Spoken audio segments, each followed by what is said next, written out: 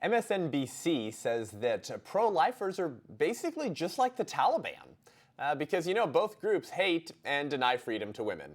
Yes, sticking to the old liberal script of accusing your political opponents of the very thing you're guilty of. Like the Taliban, the abortion industry, the activist media, and the Democrat Party support genital mutilation of children and decapitation of the innocents who get in their way. Since we're making Taliban comparisons, I'm Seth Gruber, and this is UnAborted.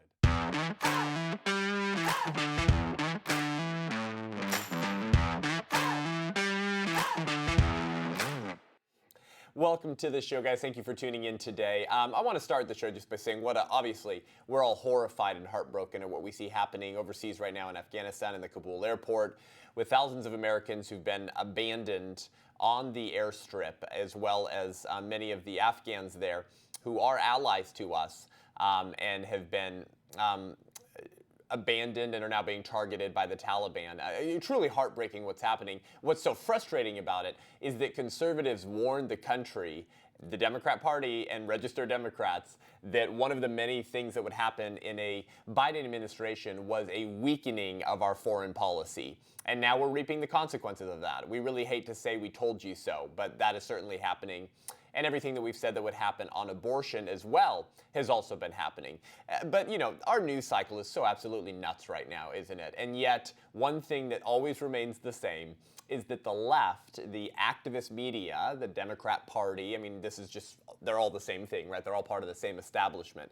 They will always accuse their opponents of the very thing they're guilty of, right? Whether it was collusion with, the Russians or the Ukrainians. Oh, wait, you mean that Biden's been super compromised through donations to his son? Whatever it is, whether it's the genital mutilation of children like the Taliban do, with abortion, with whatever they accuse you of, you can probably bet that that's exactly what they're guilty of. So they have to distract from what the real story is in order to distract you and to get vitriol and hatred going against conservatives, right? Because you have to demean the Republican Party and the conservative base, because if you don't demean them, their arguments kind of make a lot of sense, don't they? Well, nowhere has this become more clear than this new MSNBC piece by Dean Obeidallah, not sure who he is, piece called "Afghan Women's Rights Are Threatened, but the GOP is Not Their Champion." This was written on August 18th. And he commits this exact flaw, right? Rather than focusing on the conservative arguments for true equality and the rights of all individuals, both in the womb and outside the womb, this writer, Dean, says that, it's really the Republicans and the GOP who hate women. Of course, he'll say nothing about his party's complicity in celebrating and championing of genital mutilation of minors because they feel like they're the other gender, or the killing of preborn women. And so I want to cover a few pieces from this. Usually I wouldn't make this type of attack. I probably wouldn't usually go out of my way to say that Democrats and the abortion industry are just like the Taliban. But if we're going to be making Taliban comparisons and demeaning pro-lifers who seek to protect the unborn and restore their legal protections, and if we're going to label them as Taliban-like terrorists in America, then I think the comparisons are actually much more aptly made in the other direction, to the Democratic Party, the party of death, the party of abortion. And so Dean Obeidallah, writing at MSNBC, says, "Over the last few days, the airways have been filled with Republicans voicing their deep concern over the rights of the women of Afghanistan. House Minority Leader Kevin McCarthy put out a statement sounding alarm bells that women, quote, will suffer the most for the loss of human rights under the Taliban's rule. Representative Steve Chabot, the self-described dean of Ohio GOP congressional delegation, appeared Sunday on NPR declaring that under Taliban rule, the lives of women and girls, quote, are going to be reduced and condemned to slavery." Dean continues and says, "And yet I have to wonder where these voices were when extremists, based on a narrow reading of their religion's beliefs, enacted a law that forces a woman who was raped to carry the fetus of the rapist to term. That same law makes it a crime for anyone to assist that woman in trying to abort the rapist's fetus. So you see, if you believe that your human value isn't based on the circumstances of your conception, and a child in the womb who was conceived through rape and a child conceived in the womb that was not conceived through rape are both equally valuable because they're still human beings with intrinsic dignity, and you want to protect those children in the womb, you're a Taliban terrorist because you hate women, don't you see? He continues and says, we all must be alarmed about what the future may hold for the women of Afghanistan. Right, so now here's the pivot, right? I really care about these women too, but I also care about the women in America because I want to support their right to murder their own offspring, who are many times preborn women. That's how loving I am, right? Here's the play, right? It's to show that the Democrat Party is a party of compassion. They're the ones that really care about the rights of minorities, the oppressed, and women. But the GOP doesn't give two bleeps about them. When the Taliban last ruled the country from the mid-1990s to 2001, they horrifically banned women from attending school, working or going outside without male chaperones, along with other oppressive measures, all enforced by beatings or worse. These grotesque rules are based on the Taliban's perversion of Islam, as experts have noted. You'll notice the left do this a lot. They'll try to cover for Islam because if you actually read the Quran, the Quran actually, and therefore the religion of Islam, does actually condone religious violence in Allah's name. But they'll always cover for that, right? Because Islam is it's a minority religion and it's filled with minority ethnicities, and so they check intersectional boxes, and so we'll stay quiet and cover for their heinous crimes against humanity because we can use them as sort of political puppets to strengthen our regime. But if you're a Christian, regardless of your skin color, we'll label you as a bigot, right? Or as they're labeling Larry Elder right now, a black-white supremacist. But they'll cover for this type of horrific acts against individuals, and they'll say, it's just a perversion of Islam. It's not actually living up to the Quran. He says, look, nobody is saying the GOP and the Taliban are equally bad, right? There's his goodwill statement saying, I'm not really saying they're the same, but they're kind of the same. He says, but in just the past few months, we've seen Republicans champion measures to deprive women of freedom over their own bodies. That's a euphemism for killing what's inside of their body, a human being, as well as oppose laws to protect women from violence and ensure that women are paid the same wages as men. By the way, it is against the law to pay a woman less for the same job that a man has. Okay, so that's already illegal. So I don't know what he's talking about. And they've done so, at least in part, to impose their religious beliefs on others. There it is, right? There it is. The GOP is a theocracy. And if you vote for Republicans, you're part of a theocracy. You're trying to create a state religion. And if people don't abide by the state religion, then what are you going to do? Are you going to force them to convert? Are you going to go on a crusade and threaten to murder those who don't convert to your religion? Well, let's be clear. There's only one state religion in America today. It's called secular progressivism, secular humanism. That is the state religion of America. All right, man is fundamentally a religious being. As Cardinal Manning brilliantly points out, all human conflict is ultimately theological. All of the major questions we ask and debate in this republic about eternity, about where rights come from, about why we're different from animals and trees, these are fundamentally religious questions. Man's a religious animal. And just because you claim there is no God, or in Nietzsche's vein that God is dead, you're still coming up with religious answers to those questions. You either deify yourself, you treat the government as God. It's still a religious answer to religious questions because we're fundamentally religious beings. And the left holds very strange religious types of views about the soul, that you can have a human body, but the human body's not you, and just you is the soul, and so like the real you is actually inside, so we've never seen the real you, and so that's why boys can be girls if they feel like they're a girl inside. That's a very strange view of the soul, and it's certainly more of a religious perspective, one that's been deemed a heresy by the church. My point is, that's the only state religion in America today, but they're saying, these Republicans, oh my gosh, they're trying to impose their religion on society. Now notice, this author, he doesn't cite a single Republican or conservative who's saying that the only reason why pro-life laws should be instituted is because the Bible says that babies are image bearers of God. Because actually the fundamental argument of pro-lifers is that the science is clear that from the moment of conception there's a unique individual human being separate from their mother that's never existed before and will never exist again. And so that individual has rights, because if human rights begin when we're human and human life begins at the moment of conception, then human rights begin at the moment of conception. But of course, he has to strawman our argument and make us look like some type of oppressive theocrats, kind of like the Taliban, right? So you see how he's trying to draw that line between the two. Pretty disgusting, right? Pretty sick. While he covers for Islam and says, oh, the Taliban is just a perversion of Islam. It's just like a tiny little sect that's kind of getting Islam wrong. But let's not demean the religion, because, writ large, it's really a very nonviolent religion. So he continues and said, if the GOP wants to show that it is sincerely concerned with the rights of the women in Afghanistan, it can start by first championing the human rights of women in the U.S., but instead it is doing all it can to prevent gender equality while oppressing women based on its members' extreme religious beliefs. Sound familiar? That's how he finishes the article. Sound familiar, oppressing people based off of your extreme religious beliefs? Well, it's not an extreme religious belief to say that human life begins at the moment of conception, therefore preborn human beings should be protected. The extreme religious belief is the extreme religious belief that Dean Obadallah holds here at MSNBC and the entire liberal establishment, which says that the real you is not your body, it's your soul, and your soul comes to be when you have rationality, self-awareness, and cognitive abilities, and because the unborn child doesn't have that yet in the womb, they're not a person. That's the very extreme and strange religious perspective.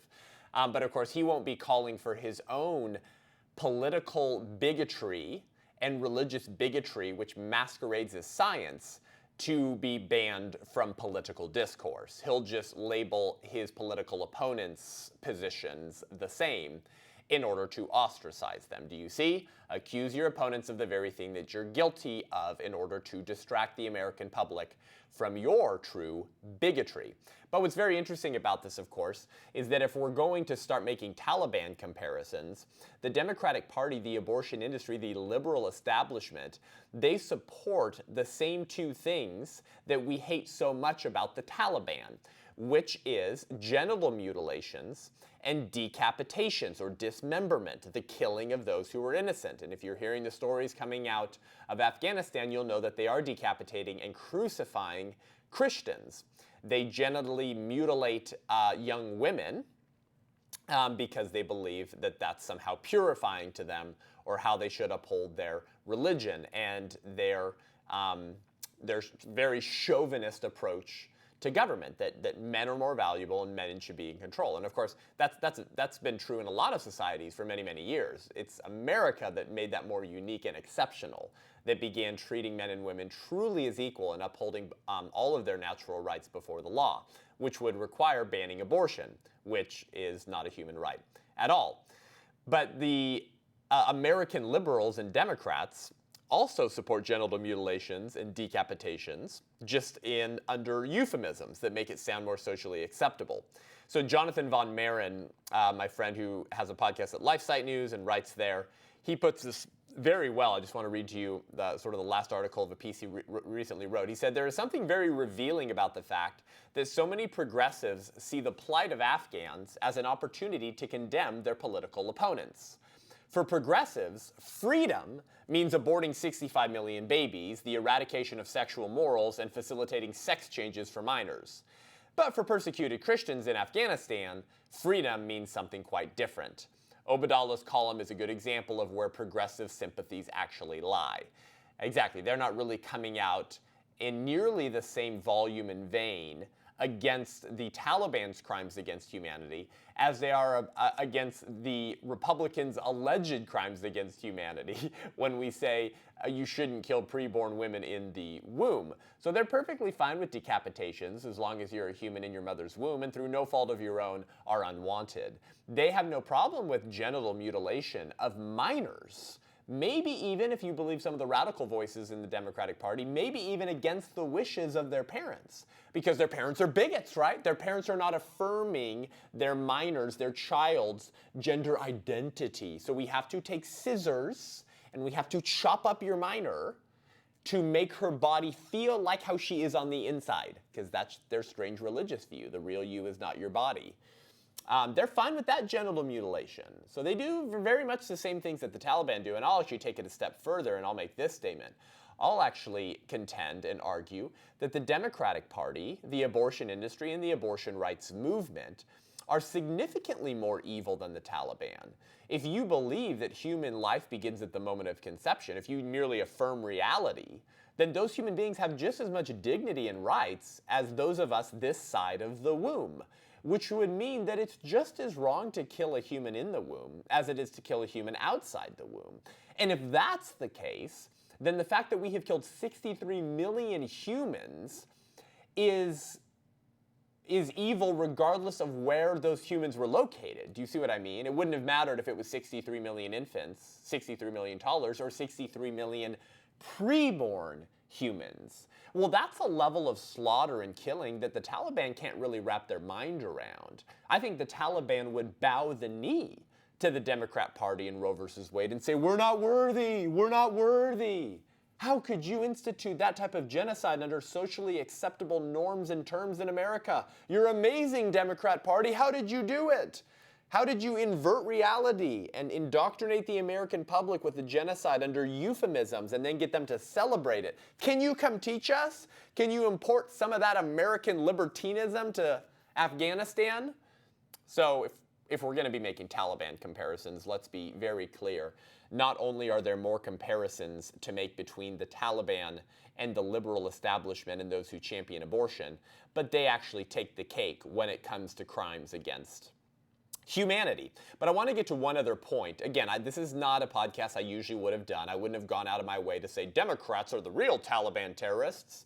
But if they're going to label pro-life individuals, most of whom are the most unselfish individuals I've ever met, who often abandoned well-paying jobs or didn't seek well-paying careers in order to end abortion, and they're going to label those people as morally equivalent to Taliban terrorists, then let's be very clear where the only location and party and individual that those comparisons lie. And we're seeing this also in the fight over the abortion pill and the removal of safety standards on the abortion pill, such that now you can get your abortion pills in your mailbox via snail mail. And I've talked to you about this on the show before. You no longer need to show up for an in-person evaluation with a physician before getting the abortion pill. And so pro-abortion legislators, according to Live Action News, August 23rd, Anne Marie Williams writing, they're pressuring the FDA to permanently remove abortion pill safety protocols. Now, let me give you a brief overview of the last year and a half, okay? In May of 2020, the American College of Obstetricians and Gynecologists, a radical pro-abortion group, go listen to my recent episode with Dr. Brent Bowles, called the abortion group that masquerades as obstetricians, ACOG and other abortion-supporting groups sued the HHS and the FDA under the Trump administration with ACLU lawyers to challenge the FDA's Risk Evaluation and Mitigation Strategy rule, the REMS rule.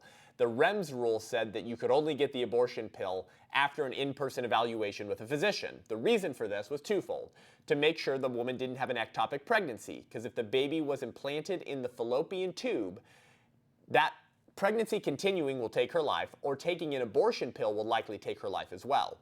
So you need to make sure that she didn't have an ectopic pregnancy before you gave her a pill that would kill her baby. Notice, this wasn't even about the rights of the child. We should ban the abortion pill because it kills little humans in the womb. This was only to protect the mother.